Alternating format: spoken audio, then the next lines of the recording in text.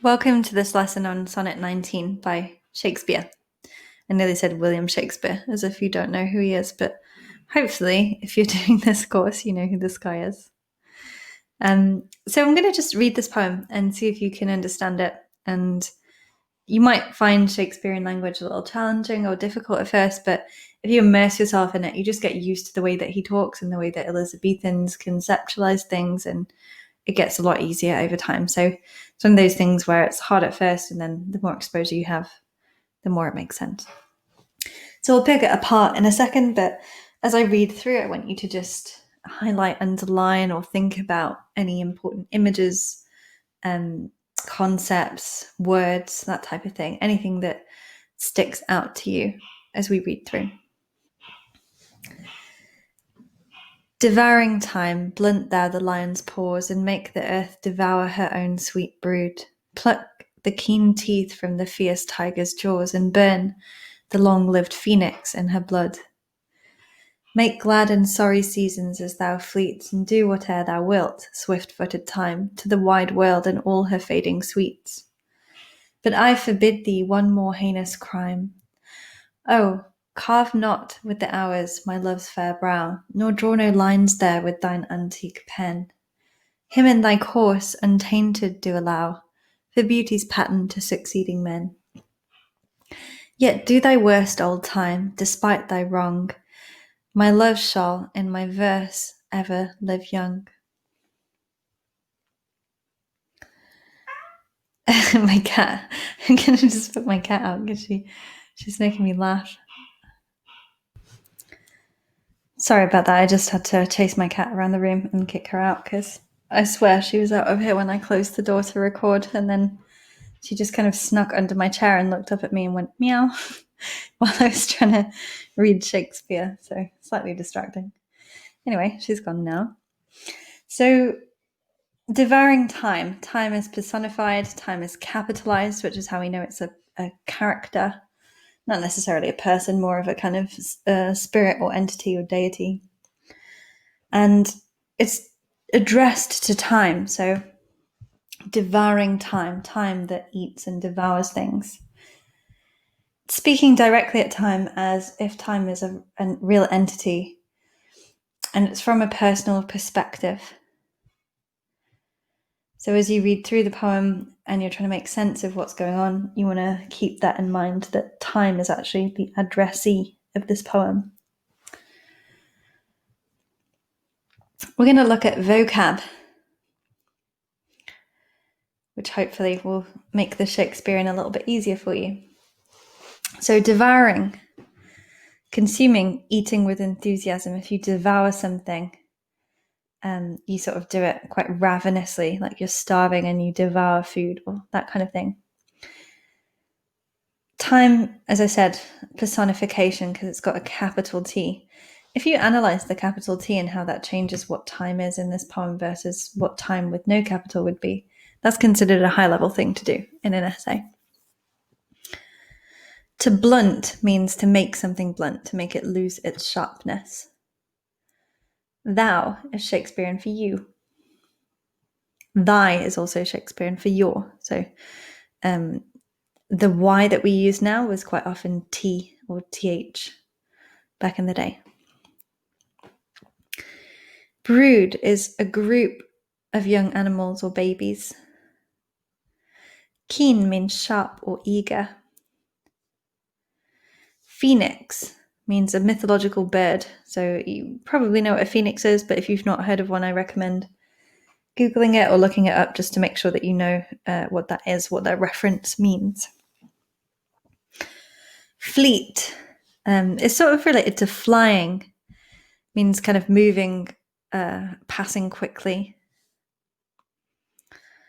Whate'er thou wilt means whatever you wish, whatever you want, whatever you will. Heinous means something terrible or awful or wicked. Untainted means not tainted, so not harmed or stained. Succeeding has a double meaning, and whenever you find double meanings in, especially Shakespeare, but generally in poetry or literature, you want to be able to address them and deal with them in a poem. It's considered a really high level thing to do. So in this case, succeeding can mean to succeed from something, like, follow on from something. Or it can mean to succeed in life or to succeed at a task, i.e. being successful. So hopefully this unpicks the poem a little bit for you and helps you understand what's going on. Devouring time, I want you to blunt the lion's paws. You're allowed to blunt the lion's paws. You're welcome to make the earth devour her own sweet children. You can take the teeth from the jaws of a tiger and burn the long-lived phoenix in her blood. You can make happy seasons and bad seasons, so spring, summer, autumn, winter, as you fleet, as you run. Do whatever you want, swift-footed time, to the wide world and all her fading sweets, but I forbid you one awful crime. Don't carve with your hours the forehead, sorry. I always get this confused. So brows nowadays obviously mean eyebrows, but brow back in the day meant forehead. So don't carve my love's forehead, and don't draw any lines there. So stop making the person I love who's beautiful wrinkly. Allow him to be untainted by old age, and allow his beauty to exist in the men that follow him. Do your worst, old time, actually, because despite what you did wrong, my love is always gonna be beautiful in my poetry. So the last bit, he kind of changes tone a little, or she, the speaker. It's kind of confusing because obviously the subject is a man, and in this time, only heterosexual relationships were acceptable. So we have this idea of the speaker potentially being spoken from a woman's perspective. It's quite ambiguous there. These sonnets that Shakespeare writes, they're always experiments, kind of like thought experiments. They're not intended to be from his personal point of view, although critics do read them autobiographically. So yeah, we'll look at that in a little bit later as well. So he's saying, time, do whatever you want to the wider world, just don't touch this person I love. They're beautiful, keep them beautiful, and let them pass on their beauty to their succeeding children. Actually, you can do your worst, I don't really care, because when I write poems, I'm going to immortalize them as beautiful forever anyway. So even if you make them physically old, they're going to remain young and beautiful in my verse, in my poetry. So hopefully that's kind of starting to click and make sense now. There's a couple of shifts.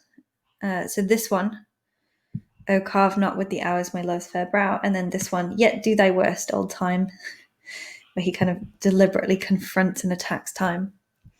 Those two are, the points where it kind of shifts a little. So be aware of that as the tone is shifting.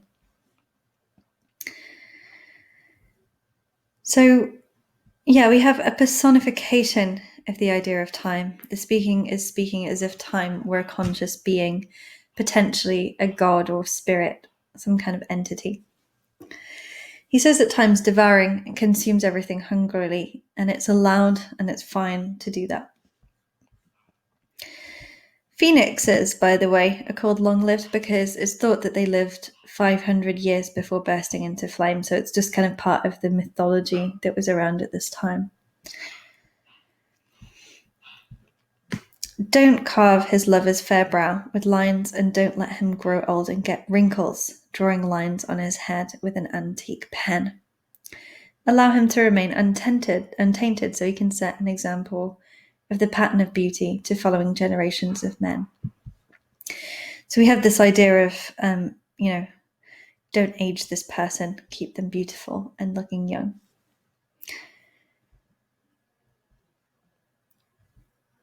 In terms of the speaker and the voice, as I said, the speaker is always, in Shakespearean sonnets, an unnamed person who's talking about the situation from a personal perspective, but is not Shakespeare himself. So don't say that, Shakespeare is directly the speaker. Even though people do interpret it that way, you can interpret it that way, but you have to be very sensitive about it because it's not supposed to be like that, if that makes sense.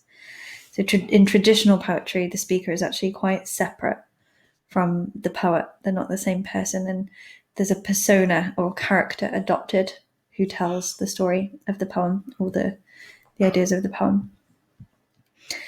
So the speaker, in some ways, we have this idea of, the sonnet is a love poem. It's something that people write traditionally around the theme of love. It comes from Italian, meaning little song. And they're thought to be little love songs, basically. Nowadays, people use sonnets for all sorts of things, but the tradition is definitely a focal point of love.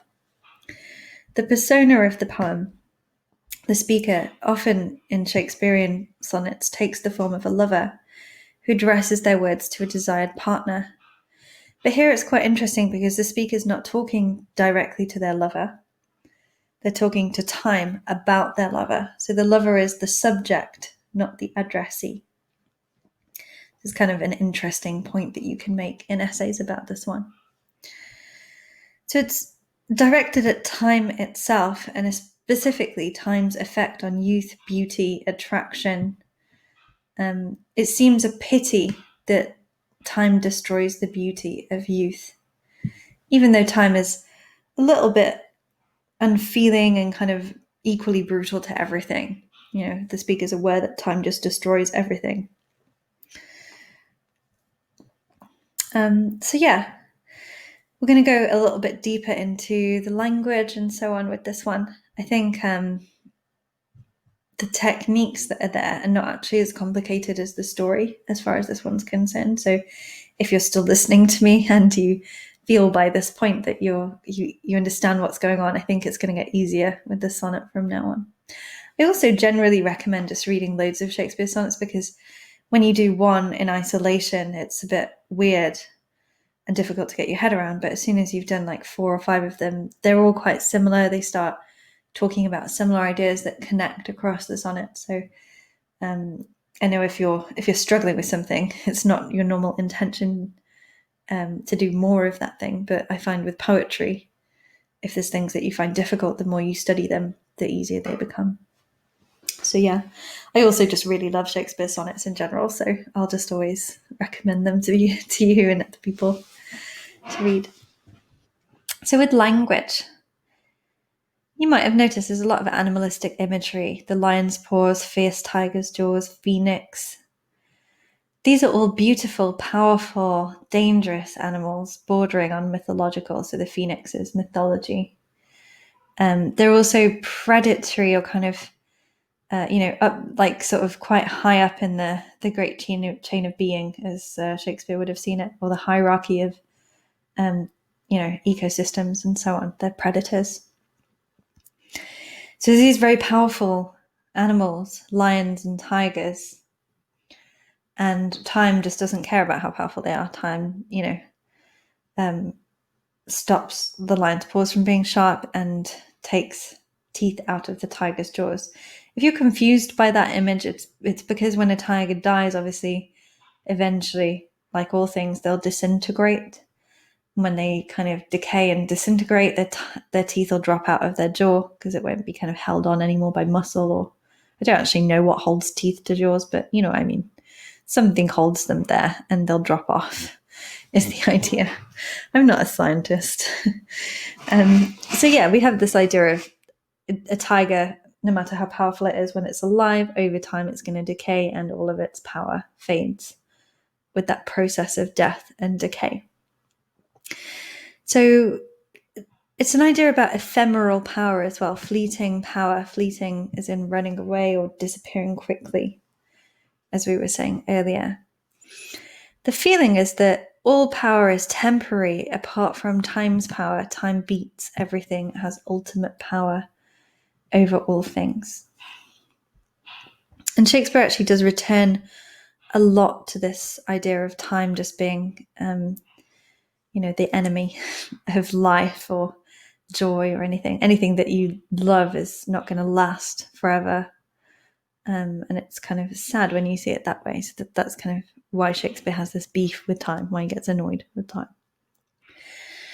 So, yeah, personification again. Time is personified. Earth is also personified. So it creates this idea of the natural image of a mother kind of eating her own children. So it's very weird, obviously, from that perspective. But the idea that Mother Nature creates, but also reconsumes and destroys and breaks down matter. So we have this idea of life cycles and ecosystems. It's quite biological and scientific in some ways, this poem. Hopefully you can see that. It's kind of harrowing image from a human perspective, the idea that the earth would devour the things that she creates. But from a nature perspective, a natural perspective, it's completely normal. That's just, the cycle of life and how all matter is created and destroyed. So there's a double interpretation there, depending on how personal you take that image. It's either quite repulsive or it's quite natural. Sibilance. Make glad and sorry seasons as thou fleets. Sorry seasons has this kind of S running through it. The S is almost fleeting. So there's this kind of S starts with sorry, then there's double S in seasons, and then fleets ends with an S as well. So I feel like it's kind of rushing the S sound through that line, which imitates the way in which time flows through the world and switches seasons through the year. I feel like it's kind of picking up on that fleeting feeling there. Beauty's pattern is a nice little metaphor. It means kind of, I would sort of still even agree to this day about this, although luckily we're kind of getting a bit beyond this point now. But there is a sort of general standard of what is considered beautiful or unbeautiful. And he's suggesting that there's something archetypal, something fundamental and ultimate about the beauty of the sky that he's talking about. So he's like, this beauty's pattern is there. The very blueprint of what is beautiful is within the lover's face.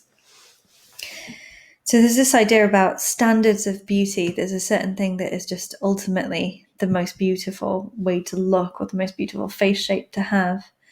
And the idea is that this type of beauty is an example, it's an archetype, it sets the standard for other men to copy in the future. And it may not entirely be aesthetic as well. So you can debate that. Is it just, when he says beauty, does he mean how they look? Are they just good looking, or is it something deeper about them that is beautiful? And you're welcome to kind of debate that idea rather than just thinking of it as aesthetic beauty only. Aesthetic is surface, how something looks. Yeah, so as I said, an interesting point to contrast with modern perspectives when you're getting modern versus contemporary readers into your essays.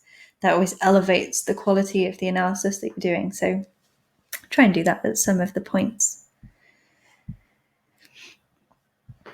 There's this term of address, old time, and I quite like the idea. It's sort of a little bit funny, poking fun at time, using this adjective old. It creates a sort of contradictory feeling to his relationship with time, because time is very controlling, but time itself is an old idea.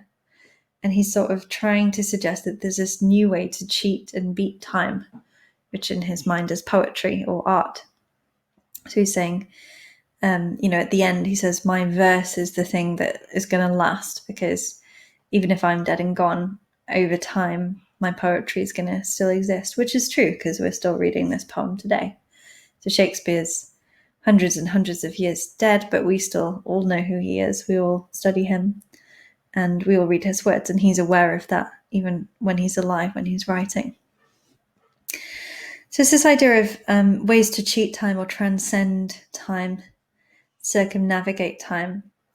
There's also this idea about old father time, Kronos. He's a very old Greek god, Greek figure. Shakespeare was very interested in classics, and he gave himself a classical training. So he studied ancient Greek gods and myths and so on.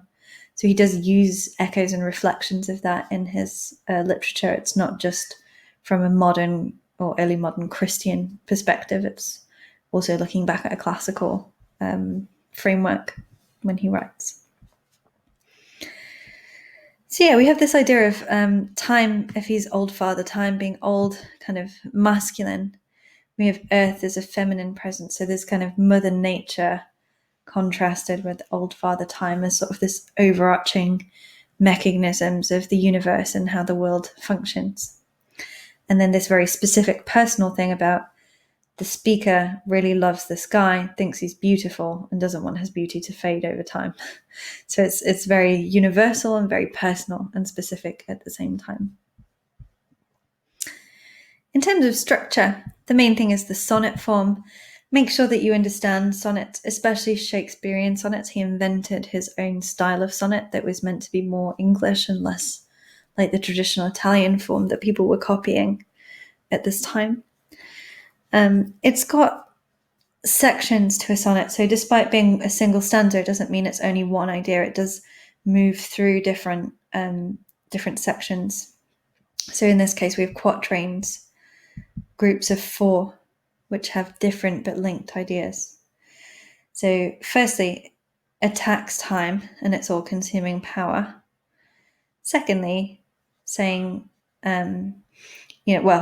firstly saying time's welcome to keep attacking and devouring everything that it does in its horrible way.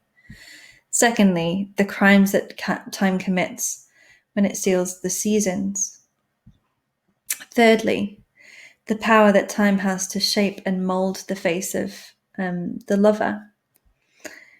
And finally, a defiant gesture that time can do its worst because poetry will beat it in the end.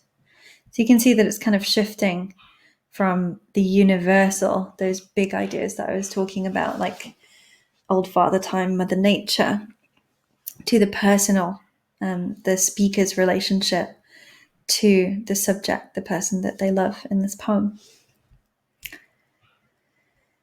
It uses apostrophe. So apostrophe is when you directly speak to something. So it's an apostrophe to time. You can use that phrase in your essays and it sounds very fancy. It also uses caesura quite well. This is where we have pauses in the line. One more heinous crime, caesura, oh carve not, etc. So the speed of the poem and the kind of pace of the imagery slows down when you use a caesura. It suddenly stops and makes us pause and makes a kind of dramatic moment. In this case, we have a cataphoric reference. It's like, don't do this one crime, colon, and then you kind of wait. And then it tells you, don't carve my lover's face. Don't let him wrinkly. It's almost a kind of bathos, like, we're expecting time to do something even more terrible than all these terrible things that it does. And there's this kind of anticlimax, this bathos about like, oh, by the way, please just don't let him age badly, keep him youthful and beautiful and so on. So it's very underwhelming in some ways. I think it's intentionally humorous in some ways. These sonnets were written for entertainment. Shakespeare made more money off these than he did off his writing originally.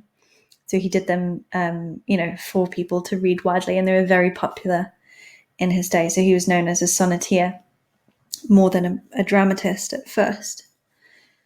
And it's a way to make money. So they're meant to be entertaining. They're meant to be thoughtful. They're not meant to be really hypercritical or really serious. They are for the purpose of people buying them and sharing them and kind of reading them to one another. So there's a sort of plaintive tone here, a little bit of like begging and complaining about time, which is replaced with defiance at the end when he's like, no, I don't even need you. I'm going to, preserve his beauty myself in my poetry. Finally, there's a volta, a turning point in the poem. Most poems that are really good and quite powerful have a volta at some point where they shift something like perspective, tone, that type of thing. So when we have this idea of, I forbid thee one heinous crime, and yet do thy worst all time. I feel like this is my interpretation. I don't know if it's 100% what other people would say, but I feel like it goes through two voltas, like two revolutions in time. The first one is I forbid you this crime, like please don't carve my forehead, my lover's forehead. And the second one is actually I don't care, do your worst. So I feel like he sort of did one volta, and the volta ended up kind of a bit complainy and a bit whiny and a bit sort of disempowering to the speaker, because he's like begging time to not make the boy go old. And then the second time he's like, actually, stuff that, I'm very powerful, I'm a writer, I have power with my poetry. So it's really interesting because he's kind of shifting from this, this dynamic that he has with his addressee, with the apostrophe, to time.